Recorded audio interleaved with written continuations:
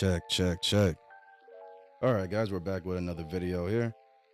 Sorry about the audio quality in some of the last videos. As you will see, I'll have this microphone set up, or at least I thought it was set up right, just to find out that the audio was basically being caught by the phone. So I had to play with it a little bit yesterday, but we managed to figure it out and get back up and running. So from this point on, hopefully the videos will sound a lot better. Now, today's video will have more of a business focus, and we're going to talk about kind of like building on a previous video that I did, which should be no surprise at this point if you've been watching consistently. That's kind of my whole thing, is introducing like certain topics, especially like tech stuff, at a certain level, and then we build on it over time. So this will just be, the good old fashioned of that. And one of the previous videos I talked about was us going over in why we're stuck in reboot, just stuck in the constant reboot loop. Everything from movies and TV shows these days seems to be a reboot or revival.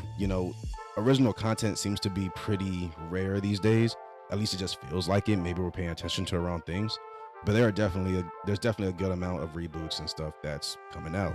And I talked about why, like on the business side, why that's probably happening. When I made that video, I kind of framed it as a bad thing. Most people are sick of it, so when we hear that, we think it's a bad thing off rip. It may not necessarily be a bad thing. So that's what this video is going to be talking about. Or in this video, I plan on talking about a few examples of reboots that actually do pretty well and have done pretty well, or series with long gaps in between that actually do well whenever they pop their head up. Reboots, revivals, or like late sequels, stuff like that, series and franchises that have like long gaps in between may not inherently be a bad thing.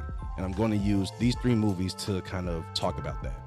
We're going to talk about Bad Boys, especially with the release of their fourth movie, Ride or Die, Equalizer, which is newer, but it still has decent length gaps in between. I think like anywhere from 3 to 5 years. And then the Beverly Hills Cop franchise, which also just came back with the Axel F installment. Yeah, we're going to use those three different franchises to talk about us being stuck in reboots. But why is not necessarily a bad thing, or at least what are some things that have allowed these franchises to be successful where other reboots and revivals have failed. And this is just my opinion. This isn't like fact. So you can feel free to leave your opinions in the comment section below as well. But let's go ahead and get into it. So again, it's no secret that reboots and revivals of old IPs have been creeping their head up nonstop. This goes for the comedy / action movies, horror movies especially, Halloween, even though that was more of a sequel, but even then, not the very last Halloween movie, but the one before that was a sequel that was like super late. It came out of nowhere. It's no secret that this is the formula that Hollywood has been putting out for quite some time. And like I said, people are kind of sick of it because it just seems like it's the go-to formula.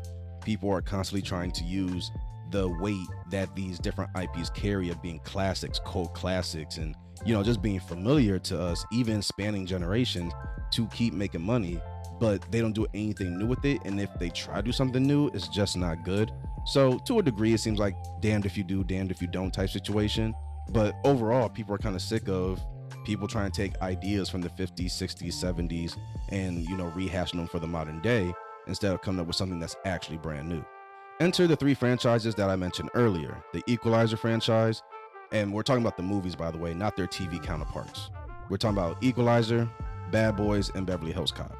Now, all of these three franchises are pretty much successful from front to back, especially Bad Boys, which I think safe to say is financially the most successful franchise out of the bunch, just hitting $1 billion worth of value. So that's a gigantic win for both Martin Lawrence, Will Smith, and anyone else behind the scenes and in front of the camera as well that took part of those projects. And the key detail here is that despite the major gaps that Bad Boys in particular, but all of these three franchises tend to take between releases of their sequel films, they all do very well. They may not always do well in relation to like sequels, different sequels in that franchise. Like you may argue that the newer Bad Boys movies aren't as good as the old ones, but generally speaking, I believe you can't say that Bad Boys as a franchise is not better than most other franchises and goes toe to toe with the two other counterparts in this category. Now, before we continue, I do want to put out this disclaimer, because I've seen the entire Equalizer franchise as far as the movies. Bad Boys, I just saw that. I just saw the fourth movie a few days ago. Beverly Hills Cop, I haven't seen yet. And part of what inspired me to make this video is that I'm actually kind of worried about how that video is going to turn out, or that movie is going to turn out. and I'll touch on that a little later on in the video. So, time gaps is one of those things that has stumped a lot of franchises from taking off after their first or sometimes even their second installments, because by the time they come back to finish things off, if they come back at all, the hype from the series kind of dies out. Something else has come along that has snatched our attention, or maybe there was direct connections to like society and things that are no longer relevant by the time that new movie comes out, so we no longer care because the story will no longer make sense. It can be a few different factors, but it all revolves around how long it takes for a sequel or a follow-up, entry or installment in the franchise to come out. And for some reason, Bad Boys, Equalizer, and Beverly Hills Cop have kind of avoided these. Again, I haven't seen Beverly Hills Cop yet, but even when you look at its original trilogy, it was able to kind of dodge that bullet. It was successful, I believe, through and through financially as well as generationally. Like, these are all franchises, well, more so Bad Boys and Beverly Hills Cop. These are franchises that have spanned generations. Now, generation is supposed to be at minimum 15 years. So we're kind of, being flexible with it a bit. Every franchise has spanned at minimum 10 years. Prior to Beverly Hills Cop coming back, it lasted for 10 years, starting in 1984, and then coming back in 1994, or ending in 1994 with Beverly Hills Cop 3, before it came back now 30 years later with the new Axel F movie. Then you have The Equalizer, which falls a little bit short at about the 9-year mark, but we're still going to flex it to 10. And, you can say it spans a generation at that point. And we are talking about the Denzel Washington movies here. Now, with the latest installment, even though there was a massive gap in Bad Boys, I think it might have been 20 years, honestly. But between Bad Boys 2 and 3, it may have been 20 years. Actually, no, that's a lie. The entire franchise at this point has lasted 20 years. So I want to say between Bad Boys 2 and Bad Boys for Life, it may have been like 10 to 15 years if I remember correctly. But even then, it was a large gap. So now with the installment of the fourth movie, Bad Boys officially has hit the 20 years mark. Now, I know for some, because the Equalizer movie is the most modern movie out of this bunch, the whole nostalgia thing, which, by the way, when we're talking about details that have allowed these different franchises to be successful, we're talking about the time gap, the thing that usually stumps most series or franchises, but has actually worked in the favor of these three franchises. The second point will be nostalgia, which is what we're about to get into now. Now, again, because The Equalizer is the most modern movie franchise between these three, it doesn't necessarily apply here. So we're going to focus on Beverly Hills Cop and Bad Boys. So even when you look at nostalgia with Beverly Hills Cop and Bad Boys, that's where the allegations of you guys are leaning on the name of the IP to kind of do the work for you. They're still doing the work and they're still putting out good products, in my opinion. When people hear Beverly Hills Cop, when they hear Bad Boys, they kind of speak for themselves at this point. They're well past the phase of, as soon as you finish seeing the latest installment, you may already want to know what's going to go on with the next one, because they typically end not like on cliffhangers, but they usually leave you craving for more, like how funny it is, how good the action is, the storylines are pretty good, all that stuff. So it makes you want to see what's going to happen next. And when you have that sense of nostalgia, especially because, again, Beverly Hills Cop and Bad Boys in particular span generations, as a millennial, it makes sense that we still know Beverly Hills Cop and Bad Boys, primarily Bad Boys, because we literally grew up with that franchise. I'm less than 30 years old, so you can make the argument that even though they took a super long gap between 2 and 3, that millennials in general grew up with the Bad Boys movies. Beverly Hills Cop is a little bit different because the first Beverly Hills Cop movie came out in 1984. That's more than 10 years before, personally, I was born. And then even if you have the older millennials who are early, maybe mid 30s, they still essentially grew up with that franchise as well when they were toddlers and growing up into young adults. They still have a sense of nostalgia, and we still have a sense of nostalgia as well. It was very common, at least to me back in the day watching BET, to see Beverly Hills Cop either in a marathon or just kind of sporadically on cable TV. Same thing with Bad Boys here and there, but Beverly Hills Cop for sure. If anything, I'm pretty sure that was the main way I ended up watching those movies, was just on TV casually. So even though the movie was older and the franchise was actually done by the time 95 for me came around, it was still being pushed as if it was made more or less around that same time. So it's nothing new to us. Now, before we get into the third and final category of what may actually be allowing these, you can say, veteran IPs to thrive even after all these years, I want to double back to somewhat of a con. And this is the detail that kind of worries me a bit, mainly when it comes to the new Beverly Hills Cop movie. It's modernization. The same thing that makes Equalizer good and also kind of separates it from the other two just a bit. It's actually the exact same reason that I'm worried about the new Axel F movie.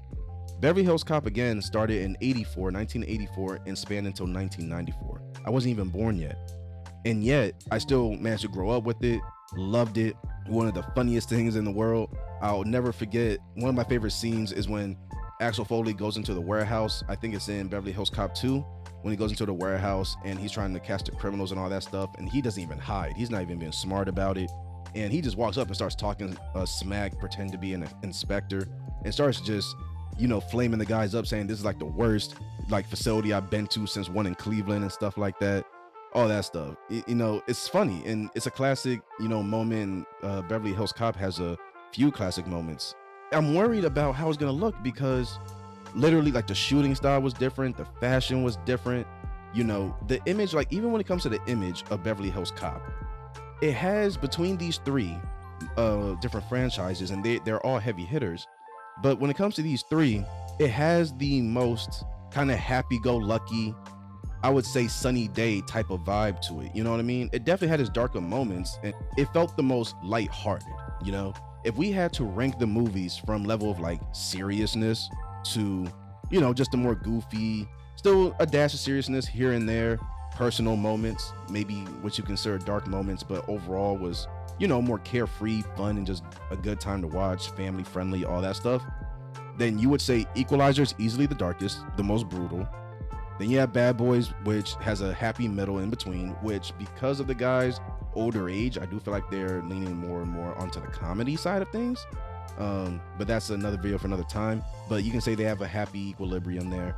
And then Beverly Hills Cop was more just funny, good time. Still had good action and stuff, obviously, but it just has more of that good time feel, When I think of it like that, and then you try to compare that to kind of the overall more serious tone of media today, the different shooting styles, again, music is different, fashion is different.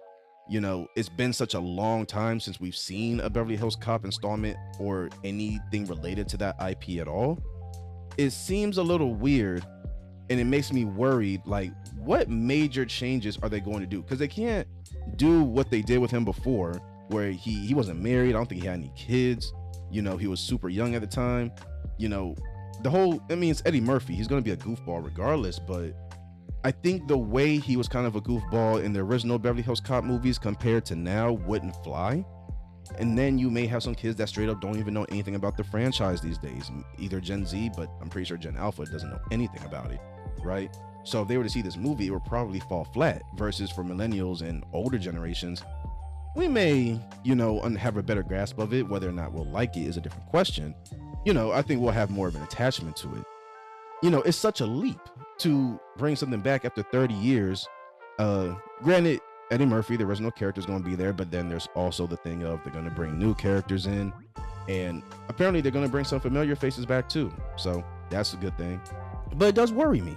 Now, I do want to say this. Just because I'm worried does not mean I've automatically written it off as a failure, because you can apply this same concept to Karate Kid, but they brought Cobra Kai and some of those original characters back, and I think it just ended after 6 seasons. I think it's over now, but it lasted 6 or so seasons at least, if I remember correctly. So it was doing extremely well. I got into season 2 before I fell off. I need to get back on it, but it was good. A lot of people liked it, and a lot of people talk about it on social media to this day, so I don't want to make it seem like just because Beverly Hills Cop took such a long time to come back, that's automatically going to do terrible. That tends to be the pattern, right? So maybe I'm a little on edge for no reason, and maybe once I finally watch it, which I'll probably make it a point to watch it very soon, my opinion of it will change, or it will just confirm oh, okay, they actually still did their thing with this movie. All right, now for the last and the true final point that I wanted to cover, and this one's pretty on the nose, it's pretty obvious: star power. All of these franchises have heavy hitter names, no doubt about it. Bad Boys, Martin Lawrence, Will Smith, which is the comedy duo that, we've had Bad Boys for years now, so we know they work very well together and they're hilarious. I don't know, I feel like if you took Martin from his TV show and Will Smith from Fresh Prince, and been like, hey, can you see these guys working together as like a, comedy duo over TV shows and movies and stuff like that?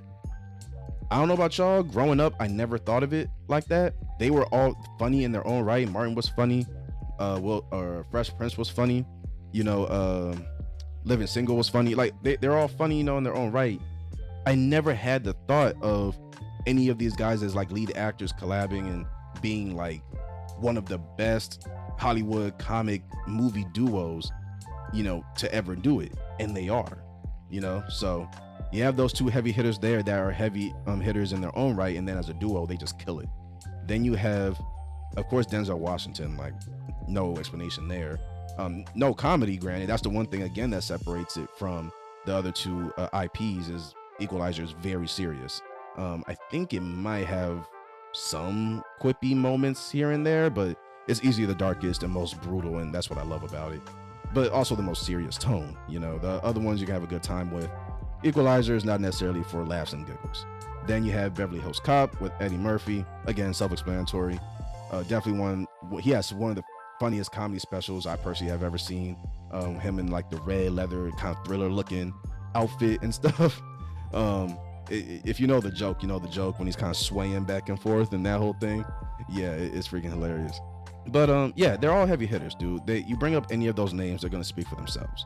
Now, of course, you're gonna have the whole thing of they're old, their generations past, they've done their thing, they can chill out. That's always gonna happen, And I think what's good is that across the board, and again, I start to see Axel F, but assuming Axel F is at least a good movie, it brings this other angle of, hey, these are OGs that are still doing the thing, they still killing their careers, right? It's not necessarily a bad thing to rely on the names of those heavy hitters that are carrying the names of these different franchises. You just got to hope that over time, especially when you're making a 30-year leap like that they can still bring not necessarily the same energy, but a similar energy and produce a similar result in terms of comedy. In Eddie Murphy's case, a mix of comedy and action. In Martin and Will Smith's case, and just straight up action, really, and seriousness with Denzel's case. You hope that as old as they get, as long as they're willing to play this actor game, that they can continue to deliver, but not necessarily do the same thing over and over again. And I think that's really the crux of what worries me when it comes to Beverly Hills Cop. It's good where it's at for me. If they really top it off wrong, maybe it won't be the worst thing in the world. Maybe people will be like, yeah, we don't talk about that one, but the first three, go ahead. Or maybe it'll be like, man, why they ruin the whole series? Like, why they do that? You just don't know which way it's gonna go. That one's pretty obvious. The big names, they're gonna draw your attention every time. Even if you're skeptical about it, there are certain actors that when they're part of certain things, they're like, okay, I'm gonna give it a chance just because this person's in it, and I'm gonna keep my fingers crossed. But if it's bad, it's terrible. If it's good, I'll be surprised. Or like, okay, cool. It can go either which way. It's a toss-up. So yeah, guys, I'll go ahead and end it off right there. Reboots, like I said in the first video, or kind of made it seem like in the first video, not inherently a bad thing. It's really up to, the quality of the movie when it comes down to it.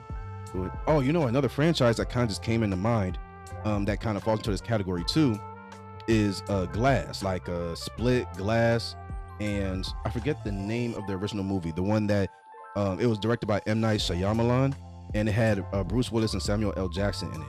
But he waited like 15 years to make the sequel, which I believe was Split, because it was like it got like backlash, like the original movie got backlash. I forget the name of it. If I remember, I'll show the like poster in here. I've showed it before, but yeah, that also applies to this too. And those movies did well as well.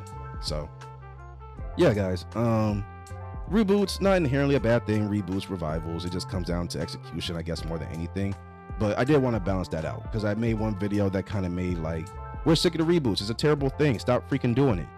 But it's like, Bad Boys, good. Equalizer, not necessarily a reboot, but a movie that has spanned a long time and usually takes a while to come out with new installments, still does pretty well in general. And now we'll see what happens with Axel F. I'll give that a look, and who knows, maybe I'll make a video talking about that and how I feel about it. Not a movie review or anything like that, but if that's something you guys want to see, feel free to drop that below in the comment section and I'll think about it. But yeah, guys, I'll go ahead and leave that video off here. You have any feedback, comments, or anything like that for me, suggestions even, share those with me in the comment section below. I'll see you guys in the next one. Later.